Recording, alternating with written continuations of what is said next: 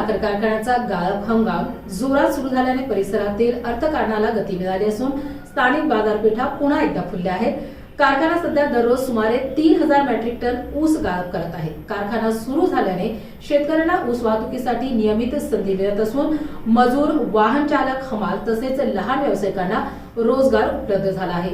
केदारेश्वर कारखान्याच्या यशस्वी कार्याने शेतकरी वर्गातही उत्साह संचारला असून येत्या काळात गाळप क्षमतेत आणखी वाढ होणार असल्याचे संघर्ष योद्धा बबनराव ढाकणे, केदारेश्वर सहकारी साखर कारखान्याचे चेअरमॅन ऋषिकेश ढाकणे यांनी पत्रकार परिषदेत बोलताना सांगितले. यूसीटीव्ही न्यूज प्रतिनिधी पांडुरंग निंबाळकर, शेव.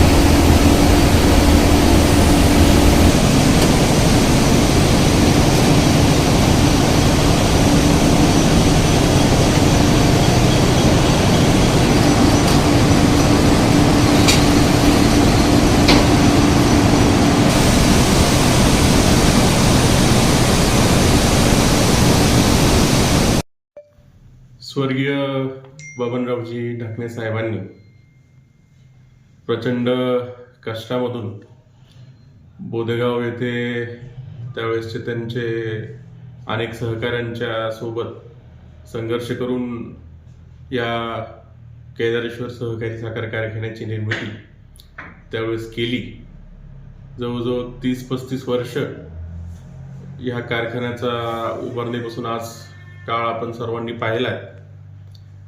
1990-91 दरम्यान ह्या कारखान्याच्या उभारणी संदर्भात त्या ठिकाणी कार्यस्थळ सुरू झालं आणि 97-98 साली कारखान्याचा प्रथम चाचणी गळीत हंगाम त्या ठिकाणी पार पडला. प्रथमचे काही वर्ष कारखाना एकदम चांगल्यारीत्या या ठिकाणी शेतकऱ्यांच्या, ऊसतोड कामगारांच्या आणि सभासदांच्या सहकार्याने उत्तमरित्या चालला. परंतु काही काळानंतर नैसर्गिक आपत्तीमुळं ऊसाची उपलब्धता परिसरामध्ये कमी झाली आणि त्यामुळं कारखाना अडचणीत येण्याला सुरुवात झाली. त्यानंतर देखील कारखाना सुरू झाला. काही खासगी कंपन्यांनी कारखाना भाडेतत्वावर चालवला. काही सहकारी कारखान्यांनी देखील कारखाना काही काळखंड आपला केदारेश्वर कारखाना त्या ठिकाणी चालवला. परंतु 2017-18 नंतर ज्यावेळेस आपल्या संचालक मंडळाला निर्णय घेण्यात आला की आपला कारखाना हा आपणच चालवल्याशिवाय पूर्ण क्षमतेने चालू शकत नाही, त्यावेळेस काकांच्या नेतृत्वावरती आपण सर्वांनी विश्वास ठेवून संचालक मंडळाने पुन्हा कारखाना चालवण्याचा निर्णय घेतला. 2018 नंतर आपण पाहिलं की उत्तमरित्या कारखान्याची वाटचाल सुरू आहे. 2 वर्षापूर्वी कारखान्याने आपलं सर्वात उच्चांक गाळप त्या ठिकाणी जवळजवळ 5.6 लाख मेट्रिक टन एवढं केलं. 2500 टनी कारखाना आपण त्या ठिकाणी विविध प्रकारच्या नवीन मशिनरीचं मॉडर्नायझेशन केलं.